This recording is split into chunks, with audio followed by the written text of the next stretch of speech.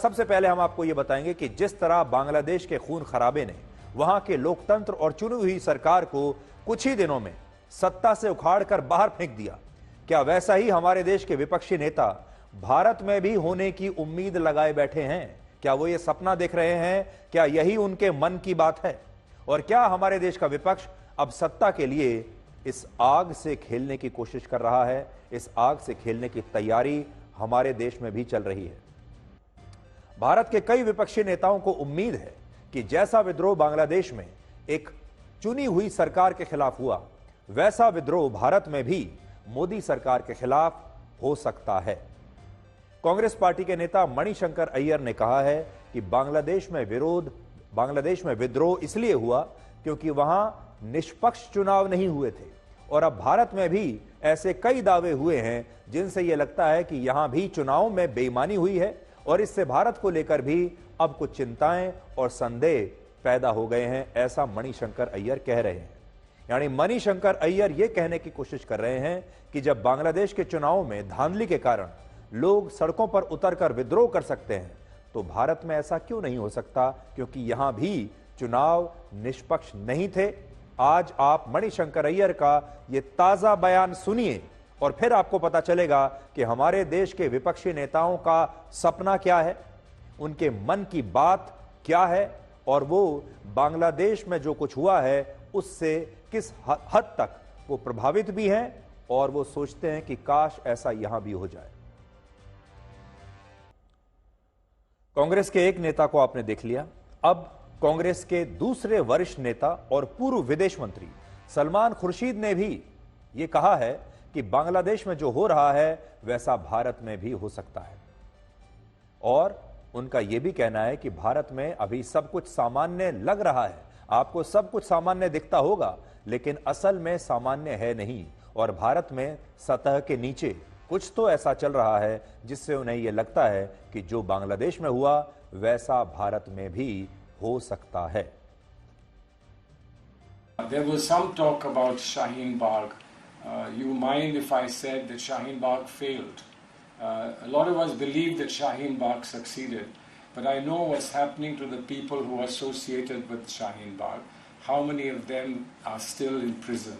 How many of them can't get bail? How many of them are being told that they are enemies of this country? There is a worrisome thing about what's happening in Bangladesh. But what's happening in Bangladesh can happen here.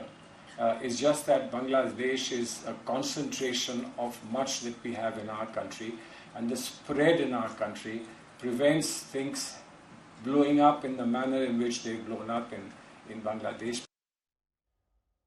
हमारे देश के तमाम नेताओं को, चाहे वो विपक्ष के हों चाहे वो सरकार के पक्ष के हों, बांग्लादेश में जो कुछ हुआ उस पर उन्हें चिंतित होना चाहिए था, लेकिन विपक्ष के कुछ लोग चिंतित होने के बजाय बांग्लादेश के घटनाओं से उत्साहित हैं। ये तमाम बयान इस तरफ इशारा कर रहे हैं कि विपक्षी दल बांग्लादेश की तरह भारत में भी चुनावों के बिना सरकार गिरने का इंतजार कर रहे हैं। वो ये सोच रहे हैं कि क्या बिना चुनाव जीते भी मोदी सरकार को गिराया जा सकता है, हटाया जा सकता है, और इस उम्मीद का कारण यह है कि विपक्ष को भारत और बांग्लादेश में कई समानताएं आजकल नजर आ रही हैं। विपक्ष का सपना क्या है, विपक्ष के मन की बात क्या है, देखिए जरा। जैसे बांग्लादेश में पिछले 15 वर्षों से शेख हसीना की सरकार थी, वैसे ही भारत में पिछले 10 वर्षों से प्रधानमंत्री मोदी की सरकार है। बांग्लादेश में भी इसी साल जनवरी में आम चुनाव हुए थे, जिसमें शेख हसीना की पार्टी को जबरदस्त जीत मिली थी और वो लगातार चौथी बार प्रधानमंत्री बनी थी। भारत में भी इसी साल लोकसभा के चुनाव हुए हैं और प्रधानमंत्री मोदी लगातार तीसरी बार देश के प्रधानमंत्री बने हैं। और जिस तरह बांग्लादेश का विपक्ष वहां शेख हसीना पर लोकतंत्र और संविधान को खत्म करने का आरोप लगाता था, वैसे ही आरोप भारत के विपक्षी नेता प्रधानमंत्री मोदी पर भी लगाते हैं। और क्योंकि इन सारी परिस्थितियों में बांग्लादेश में आम चुनाव होने के सिर्फ 7 महीने के बाद ही शेख हसीना की सरकार विद्रोह के कारण गिर गई, इसीलिए शायद भारत के कुछ विपक्षी नेता ये सपना देख रहे हैं कि यहां भी कुछ ऐसा ही हो जाए और मोदी सरकार को चुनावों से पहले ही हटा दिया जाए। और यही कारण है कि अब विपक्षी नेताओं पर यह आरोप लग रहा है कि वो भारत के लोगों को सरकार के खिलाफ अशांति और अराजकता फैलाने के लिए उकसाने की कोशिश कर रहे हैं। और इनमें भी लोगों के बीच असंतोष पैदा करने के लिए विपक्षी दलों ने जो नया मुद्दा चुना है वो है वक्फ एक्ट का मुद्दा।